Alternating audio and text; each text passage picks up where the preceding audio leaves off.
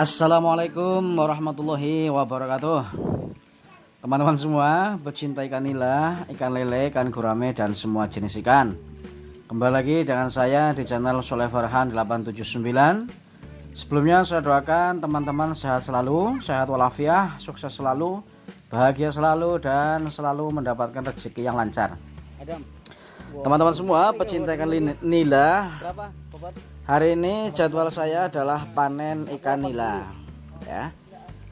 Mudah-mudahan nanti bisa mendapatkan hasil yang sesuai target. Targetnya untuk panen hari ini kita adalah 80 kilo ya. Tapi entah berapa nanti hasil akhirnya, kita tunggu saja.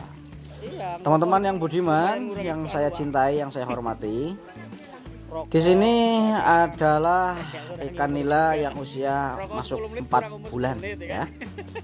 Sistem pemeliharaannya memakai semi bioflok dan menggunakan aerator 24 jam full.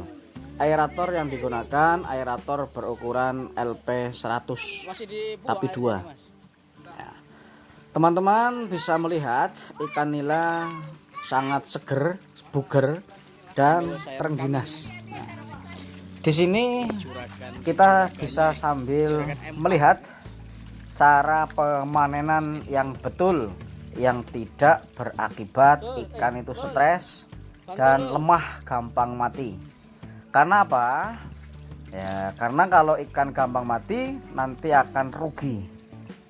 Harga ikan nila yang mati dengan yang masih seger itu berbeda. Bisa selisih sampai 5.000 bahkan. Teman-teman, begini proses pemanenan. Ini yang memanen adalah Bapak Rafa. Cara pemanenan, pastikan kolam jangan betul-betul kering, tetap ada air yang tergenang walaupun hanya 20 cm atau bahkan 10 cm seperti di kolam kita ini. Nah, ini Bapak Rafa sudah mengangkat, langsung ditimbang oleh adik saya itu namanya Alul. Nah, sedang ditimbang. Karena kebetulan timbangannya itu agak susah ya, seharusnya memakai timbangan yang datar atasnya itu. Jadi ini goyang-goyang, membutuhkan waktu dan kestabilan. Seharusnya mungkin pakai ditambah papan ini ya. Oke, nanti ditambah papan biar gampang bisa tegak. Nah, ternyata goyang-goyang ya teman-teman. Ini perkiraan satu keranjang itu biasanya ya di angka 9 sampai 10 kilo. Kita lihat berapa. Timbangan pertama adalah 10 kilo ya teman-teman ya. Ya, 10 kilo nih goyang-goyang. Kita tulis 10 kilo. Langsung nanti dipindahkan ke ember penampungan yang besar agar bisa kembali disalurkan untuk bisa dijual kembali. Itu teman-teman. Ayo wes lul, ayo bawa. Dimasukkan ke dalam mobil angkut ya, 10 lah. Oke, langsung dibawa oleh adik saya. Lanjutkan keranjang yang kedua. Ini keranjang yang kedua, teman-teman bisa melihat ya. Ikan masih tetap seger walaupun sudah dikobok-kobok. Nah, ini sebetulnya di kolam ini tuh awalnya adalah 800 ekor karena sudah sering diambil, sehingga perkiraan hanya sekitar 500 sampai 600 ekor. Ini yang kedua, lupa tidak kerekam ya. Ini langsung yang ketiga, ember yang ketiga, keranjang yang ketiga. Oke, keranjang yang ketiga sudah mulai. Kita sambil melihat pemandangan celana bagian belakang dari Bapak Rafa. Sungguh menarik ya. Ada ada kantongnya itu. Oke, seperti ini angkatan yang ketiga. Jadi yang kedua itu tadi adalah 19 kilo ya, tidak saya rekam karena kebetulan ada anak kecil yang tidak pakai baju. Oke, ini yang ketiga, kita lihat berapa kilokah dapatnya. Yang ketiga dapat kurang lebih 15 kilo ya, 15 kilo. Pokoknya seperti itu terus prosesnya nanti sampai selesai.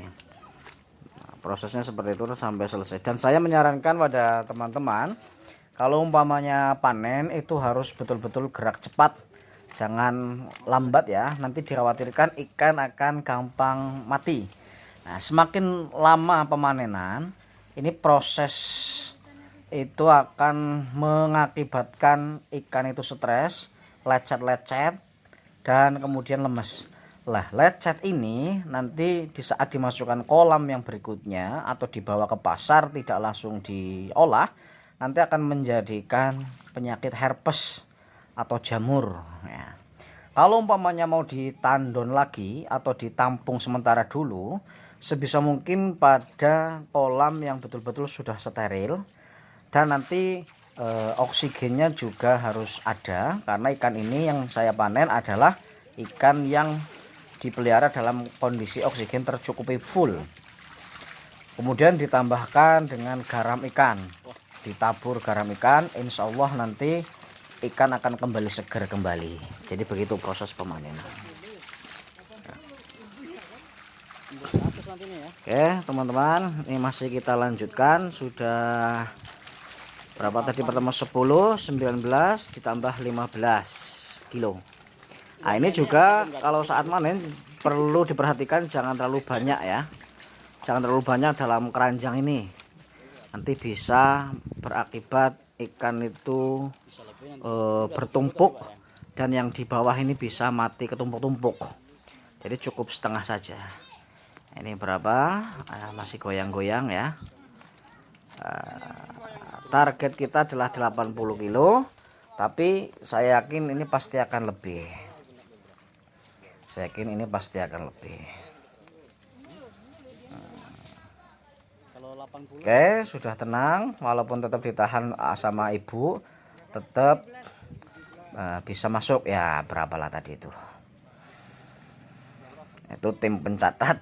Tim pencatatnya itu sudah ada, yang tidak pakai baju.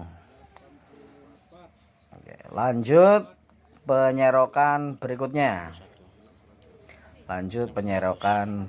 Ini masih ada runding-runding obrol, karena harus tahu dulu ya, harus tahu dulu sudah berapa yang diangkat. Ini untuk menentukan jumlah ember yang akan kita gunakan untuk menampung sementara.